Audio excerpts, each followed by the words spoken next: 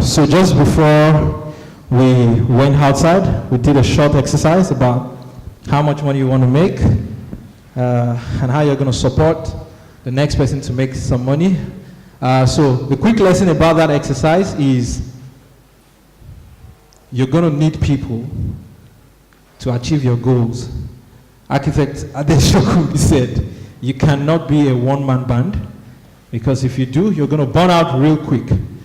So the important lesson for you here is this. At the back page where you have your goal, I want you to look at that every now and then. So when you wake up, you run with that goal because you want to make XYZ amount of money, and I promise you guys, in the next 1 year, you will see a difference. It's one of two things. It's either you make the money or you don't make the money. But if you take consistent action and you still don't make the money, you will not be where you were as at today. So I have those 10 slides real quick. I'm going to be talking about service design and design thinking. Are we good? Business. That's why we're here. And we want to make money. And it's almost impossible that you're going to do something over and over and over again without people burning out, right?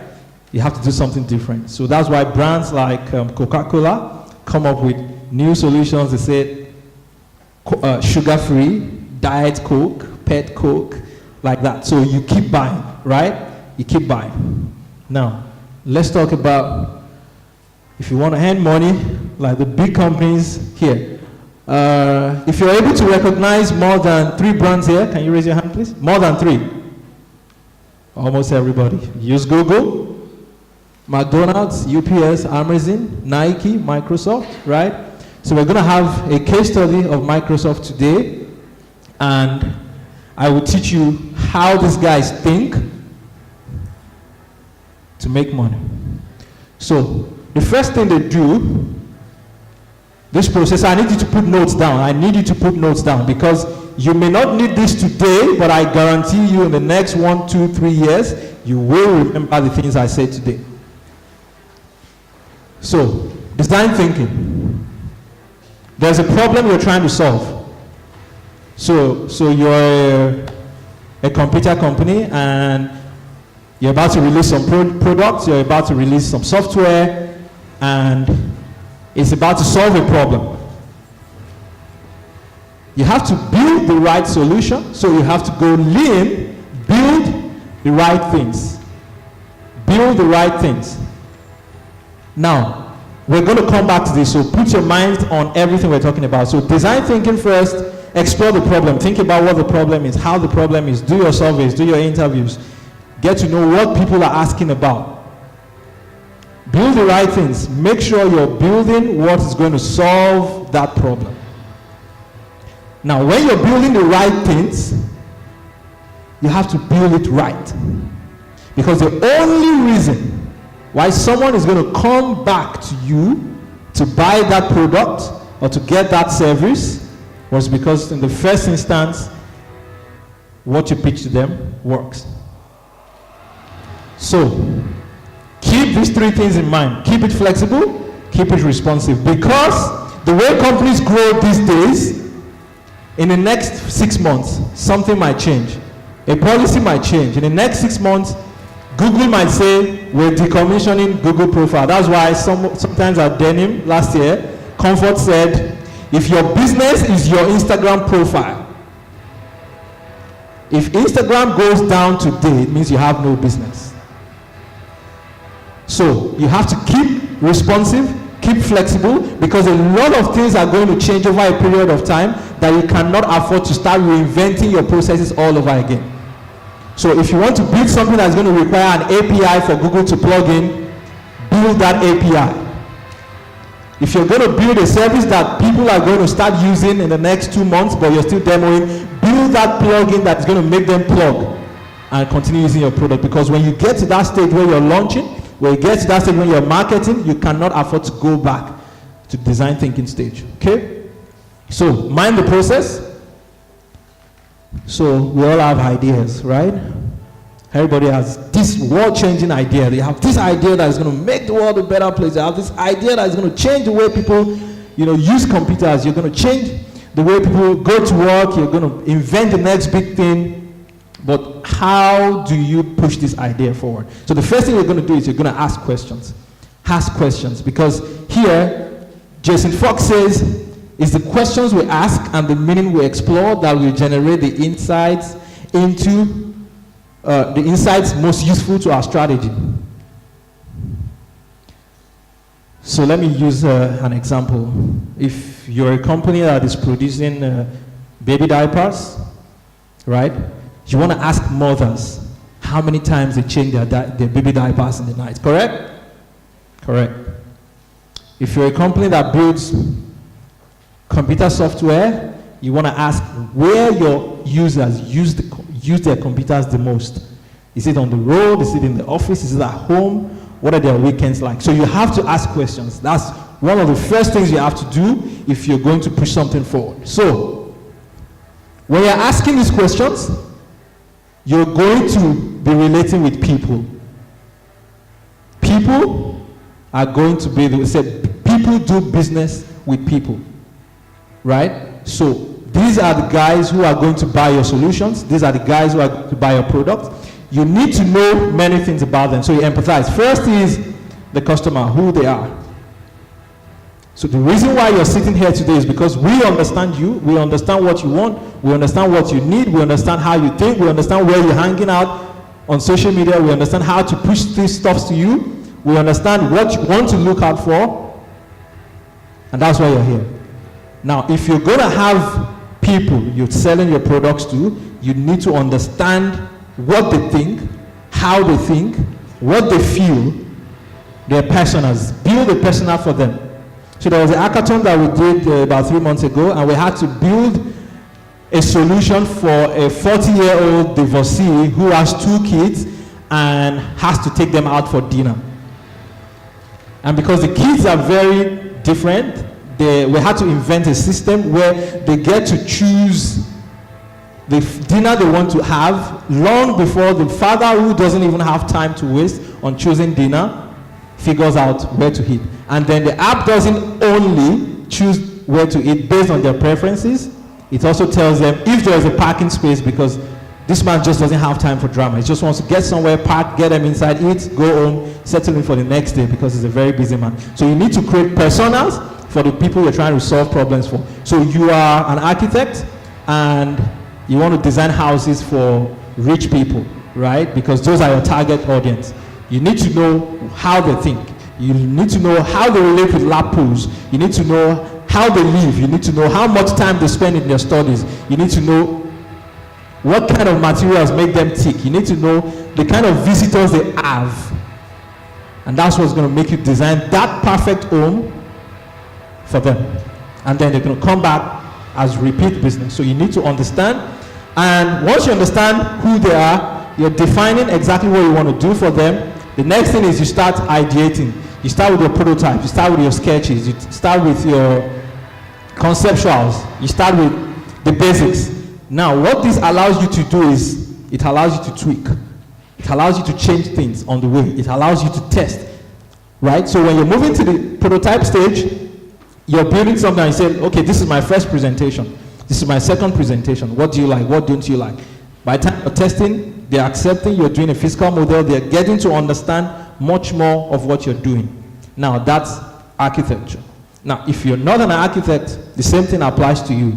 So I'll give an example when we go to the next slide. So, okay, I'm going to use the Microsoft analogy. 1999, my dad bought a computer, Windows. How many people use MS-DOS? MS-DOS, yeah, you know when you have to type CD /DOSROG /enter /DOSROG. We usually play games, so we go to the game folder. Yes. So the problem that Microsoft was trying to solve then was you don't need to have a Walkman, you don't need to have a calculator, you don't need to have a calendar, you don't need to have a PDA, and carry all the stuffs all over. With a personal computer, everything is in one, and you can do your work. So your desk is free of clutter, you have your screen. So they defined the problem. How can we solve it? Let's give them a computer. So they gave human beings a computer. But guess what happened? My dad leaves his computer at home, goes to work without a computer. Now comes back with his paperwork and starts doing it on the computer. And then Microsoft was, okay, if people are not going to move the desktop computer around, let's give them a laptop. Correct? So they made the laptop. Now, we dropped the desktop computers and then we started buying the laptops. Now, we bought the laptops and then we found out that when we were in traffic, when we were on the bus, when we were on the move, our laptops' batteries don't last. We probably don't end up working, so we still have to wait to get to a location before we work.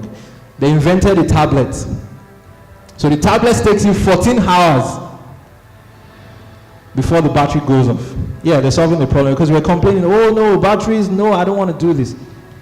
So, when they found out that the tablets were too cumbersome for some people, because at the same time you want to make a phone call with the tablet, it looks really clumsy, right? You're at the airport and your tablet is like this, and you say, hello, hello, hello, I'll call you back, right? The smartphones. And the smartphones are really, really smart. And what it means is, if you're carrying your smartphone, you have a lot of power in your hand. Now let me tell you what was on the top of the range right now. The ability for me, the person at that corner, the person at that corner, to work on the same document and not overwrite each other's works. Google.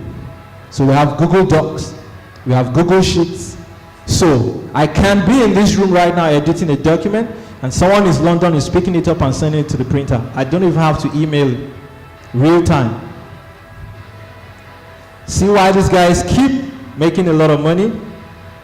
Right? So, they're solving problems and they're making you see value in every problem they're solving. So, then they're going to ask for your money and then you're going to give it.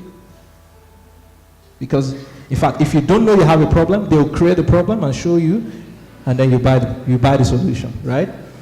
Okay, so for every business, we're familiar with this image, right? We watch movies. A lot of us watch movies, right? So we know the Metro Golden Mayor, da da da da da da da da da da da, and the lion goes, ah, right? That's the front end of your business. That's what everybody sees. That's what is visible to your customers.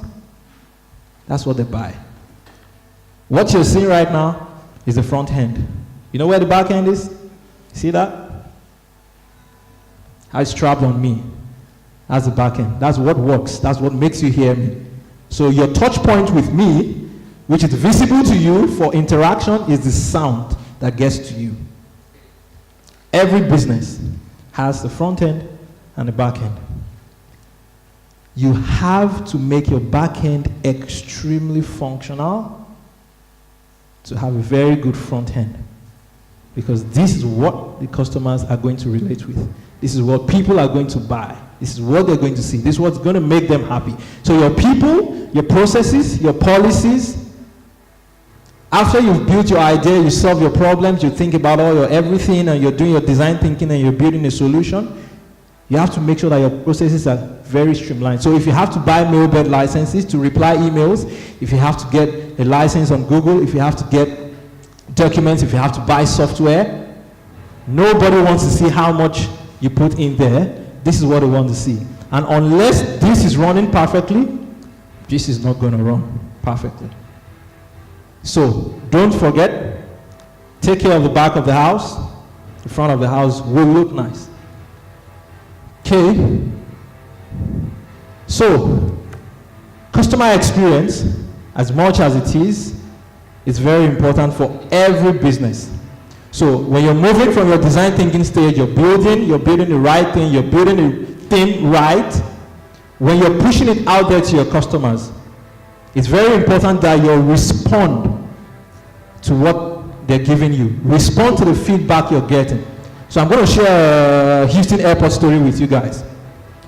So Houston Airport Authorities is led by a woman. They run all the operations for 3 airports.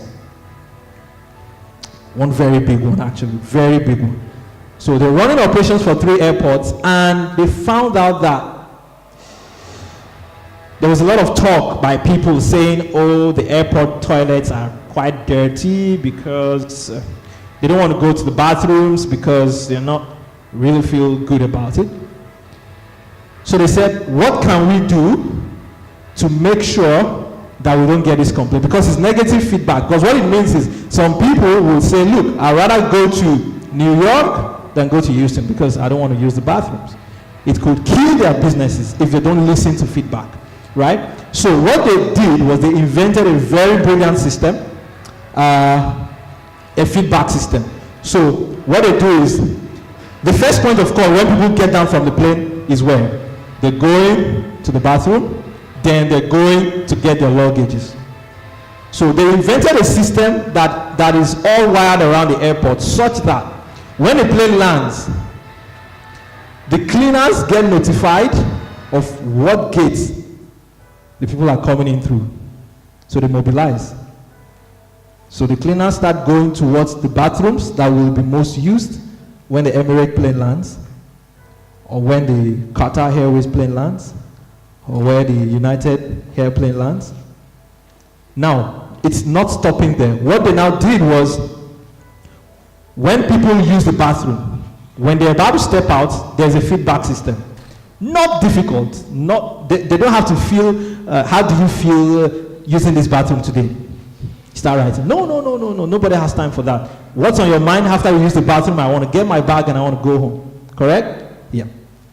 So the feedback system they built was just about when you're walking out of the bathroom, you punch one of 3 buttons. It's either you feel good about it, you don't care what it is, or you feel really bad about it. So this is the genius thinking. When they start getting many reds, the cleaners start moving to where the bathrooms are getting dirty. They start cleaning. So there's no point of saying, oh, Sergeant Okoro, the bathroom in Wing D is dirty. The moment people start punching red, everybody goes back to the bathrooms to clean them. And that's how they're able to get their business back. And today, the Houston Airport's about, like in the US, one of the most popular points of entry, other than New York and Atlanta.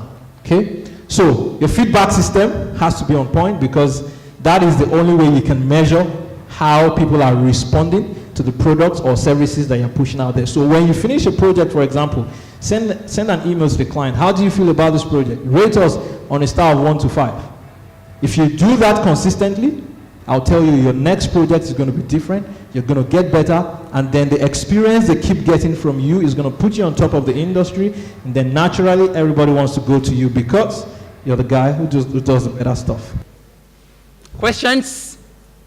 Ooh, they're sinking it in. 1, 2, 3.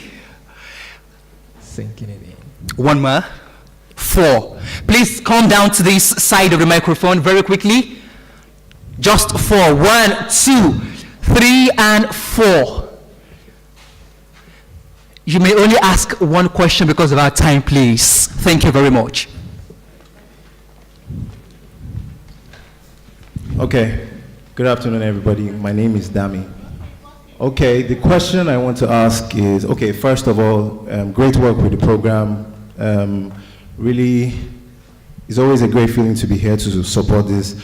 So the thing is, one of the things is being African is, when it comes to technology, it's sort of a disadvantage. We know the things we lack here. So sometimes the question a lot of people get is, or ask is, why should they try and leverage with technology that it's so tough, like they feel is only a geeky thing in a time of digital, well, in the time of the digital age and information? Why should they continue to leverage, even though they feel it's a disadvantage being where they are, like developing or third world country? Okay, so my quick answer to that is, my experience with technology makes work easier, makes life easier, and I will not mince words. Time is money. If you want to save a lot of your time, you should learn to invest in technology. Yeah, that's the back end. That's the part that nobody sees. Nobody sees how much you're going to pay for your software license. Nobody sees the expense of your workstation, right? Yeah. But if you want to make money, you have to save your time, because that's the only thing you can use to trade. And if you, the faster company, the company that achieves stuff faster, probably gets the money first before the other one. So that's enough competitive advantage. Yeah. If you're leveraging on technology, it may be hard, but it's usually much better. So please, by all means, as much technology as you can invest in, please do. Thank you. Good afternoon, everybody. Hi, good afternoon. My name is Marvelous. I want to ask, pertaining your second to last slide regarding customer experience, and you're using the hosting airport for as an example. Yeah, as an example. So now, I guess now that analogy could actually work out for big, more like for big organizations. So now, how about for startup businesses? Now, if you want to interface with clients and you don't have such technological power to do that, now how do you get, because you're trying to make reference where you try to tell someone, rate me, and person like, so now, what other ways can you actually rate yourself? Okay, fair enough. So there's something, it's called Zorro Forms. Okay, Zorro Forms is spelled Z-O-H-O, Forms. So what Zorro Forms helps you to do is you can send automated emails to people that you've just finished serving. So for example, if I've just finished designing a project for Mr. A, once the project is closed out, I can send an automated email to say, Mr. A, I want you to give me a feedback. You're not meeting them in person. So let's say out of 100 projects, you probably won't get feedback on more than 35. It's about just 30% of what you're doing, but it's still enough, better than not asking at all. So you don't have to interface with people to say, because some people may not feel comfortable if you're asking them to rate you right there and then, or probably they rate you not what they really feel. So it's okay to send them an email to say, it's going to take less than 1 minute of your time. Can you give me this feedback? I'm really going to need it for my next business. Thank you very much. So if they give you a feedback, good. If they don't, it's okay. Yeah, but Zorro Forms can do that magic for you real quick. Okay? Good day, everyone. Good My name is afternoon. Kazim Bukola. Can you speak a bit louder? Okay, my name is Kazim Bukola. I just want to ask, I know there are lots of youths who have ideas that can actually make things better for us in this country. And I see that finance, I'm actually talking about finance and actually starting up something, maybe you're a fresh graduate and you have this idea there, you want to actually do something. How do you help yourself? You can't get a job. You have this idea there, probably someone that is trying to make maybe solar, whatever, but it needs money, finance to actually even build the project or do something. How do you go about it? Okay, so very tough one. Because a lot of us are on this table, eh? And you're shaking the table. Okay, so for me, my experience with finance, with companies is one of two things. You either bootstrap, and bootstrap means from the basics. You're using your own money to fund your business, which can take forever. The other alternative is to partner with someone who has the money and is looking for what to do with it. And if you're lucky, they like your idea, and they just don't like your idea has to be viable. Nobody has money to that. Anyone here has an uncle that says, hey, take this 2 million, go do your business. No, it doesn't happen. It doesn't happen. Maybe not anymore, right? So everybody wants profit from their investments. So if you're not bootstrapping, which is really tough, like getting all your hands dirty and starting the work from the ground up and building mass, you can partner with people who have the money, and if they see that your idea is great enough and they can see your financial projections and they believe in it and they do all their QAQCs and they think that you can fall through, and you must have track record. That's one thing. Please don't just get out of school, take a presentation to someone and ask them to invest in you. If they tell you we'll get back to you, please don't even bother going back. Yeah, because they're not going to talk to you. They need to see that you've done something. They need to see that you've achieved something. They need to see the records. They need to see your accounts. They need to see you've managed some money. They need to see you've managed some people before they want to put their money. That's how it works. So if you're not doing everything from scratch, you can start looking to partnerships. And I think that pretty much works. But if you're trying to get money from the banks, then I wish you luck. Thank you. Okay, that does it. Good. Thank you very much.